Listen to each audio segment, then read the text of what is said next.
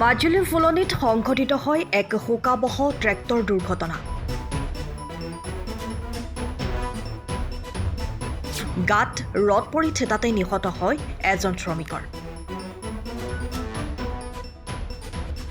মাজুলীৰ ফুলনি বনগাঁও পথৰ শংকৰদেৱ শিশু বিদ্যা নিকেতনৰ সমীপত সংঘটিত হয় এই শোকাবহ দুৰ্ঘটনাটো।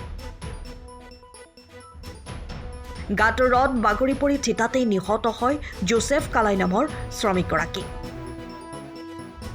অত্যাধিক পৰিমাণৰ ৰডৰ বোজা কঢ়িয়াই নিয়া ট্ৰেক্টৰৰ ট্ৰেইলাৰ বাগৰি পৰাৰ ফলত সংঘটিত হয় এই দুৰ্ঘটনাটো। উল্লেখ্য যে ট্ৰেইলাৰত টনা ৰডৰ ওপৰত বহি আহিছিল তিনিজন শ্ৰমিক। দুজনে জঁপিয়াই জীৱন ৰক্ষা কৰাৰ বিপৰীতে এজন শ্ৰমিক ট্ৰেইলাৰৰ পৰা জঁপিয়াই দিয়াৰ সময়তে গাত ৰডসমূহ বাগৰি পৰাত কৰুণ মৃত্যুক সাৱটিবলগীয়া হয় ব্যক্তিগৰাকীয়ে। দুৰ্ঘটনাৰ পিছতেই ট্ৰেক্টৰ এৰি পলায়ন কৰে ট্ৰেক্টৰ চালকে। পুনৰ জনাইছো, মাজুলীৰ পৰা আহিছে এক শোকাবহ দুৰ্ঘটনাৰ খবৰ। মাজুলীৰ ফুলনিত সংঘটিত হৈছে এই শোকাবহ ট্ৰেক্টৰ দুৰ্ঘটনা। গাত ৰড বাগৰি পৰি থিতাতেই নিহত হয় জোচেফ কালাই নামৰ এগৰাকী শ্ৰমিক। অত্যাধিক পৰিমাণৰ ৰডৰ বোজা কঢ়িয়াই নিয়া ট্ৰেক্টৰৰ ট্ৰেইলাৰ বাগৰি পৰাৰ ফলত সংঘটিত হয় এই দুৰ্ঘটনাটো। উল্লেখ্য যে ট্ৰেইলাৰত টনা ৰডৰ ওপৰত বহি আহিছিল তিনিজন শ্ৰমিক। দুজনে জঁপিয়াই জীৱন ৰক্ষা কৰাৰ বিপৰীতে এজন শ্ৰমিক ট্ৰেইলাৰৰ পৰা জঁপিয়াই দিয়াৰ সময়তেই গাত ৰডসমূহ বাগৰি পৰাত কৰুণ মৃত্যুক সাৱটিবলগীয়া হয় ব্যক্তিগৰাকীয়ে। দুৰ্ঘটনাৰ পিছতেই ট্ৰেক্টৰ এৰি পলায়ন কৰে ট্ৰেক্টৰ চালকে। আমি ইয়াতে ফুলনি ডিপুৰ ওচৰত আছিলোঁ, স্কুলৰ ওচৰত কাম কৰি আছিলোঁ। এই বিশ্ব ৰডটো তাত সিহঁতৰ ঘৰত পেলাইছিলে। আমাৰ ট্ৰেক্টৰ লৈ পেলাই লেবাৰ গৈছিলে আনিবলৈ। এতিয়া আনিবলৈ গ'লে সি গোটেই ৰাস্তাটো আহি গ'ল। আহি পেলাই ইয়াত বোলে ট্ৰেক্টৰটো ডাইৰেক্ট পাল্টি মাৰি দিলে।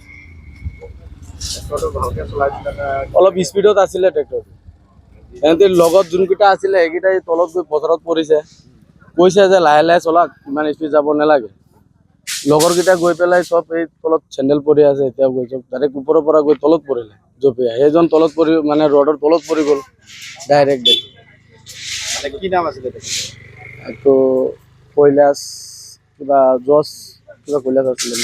কালি আহিছিলে আমি মানুহটো কালি আহিছিলে। আজি প্ৰথম ৰড আনিবলৈ গৈছিলে মালিক। ট্ৰেক্টৰখনৰ ওপৰত উঠি আহিছিলে? অঁ, ট্ৰেক্টৰখনৰ ওপৰত উঠি আহিছিলে। কেইজন উঠি আহিছিলে? ওপৰত উঠি আহিছিলে, 5জন উঠি আহিছিলে। কি নাম আছিল? এজন আছিলে নুৰুল হক আৰু এজন আছিলে এইকেইটাৰ মোৰ নামটো ক'ব পৰা নাই। আদিবাসী ল'ৰা আছিলে, সিহঁতৰ লগৰে আৰু 4জন আছিলে। বাকীকেইজন জাপ মাৰি নামিল। ইমান দুখ পালে। তোমালোক ক'ত আছিলে? আমি তেতিয়া ৰুমত আছিলোঁ। আমি জাষ্ট ভাত খাই পেলাই ৰুমত বহি আছিলোঁ। সিহঁতেও আহি পেলাই খাব বুলি আমি খাই বহি আছিলোঁ। পিছত শব্দ এটা শুনিলোঁ। শব্দটো শুনি আমি ৰাস্তাৰ ফালে দৌৰি আহিছোঁ। এইকেইটাই পূৰা চিঞৰি আছে। আমি আহি পেলাই পিছত এইটো গোটেই ৰড মানে চবেই চাইড কৰি পেলাই মানুহটো উঠাই তলত ৰডৰ তলত অঁ, ৰডৰ তলত পৰি গ'ল। মাথাটো ডাইৰেক্ট তলত পৰি গ'ল। অলপ স্পীড আহিছিলে ড্ৰাইভাৰটো পলালে ছাৰ। ড্ৰাইভাৰটো যদি নপলালে হয় তেতিয়া তাৰ গলতি নাথাকিলে ড্ৰাইভাৰটো থাকিলে হয়। ড্ৰাইভাৰটো আমি ইমানকেইটা মানুহ এটা ৰডো ধৰা নাই। তাৰ যদি গলতি নাথাকিলে হয় ই ৰডটো ধৰি দিলে হয়। ই ৰডো ধৰা নাই, ই ডাইৰেক্ট পলালে।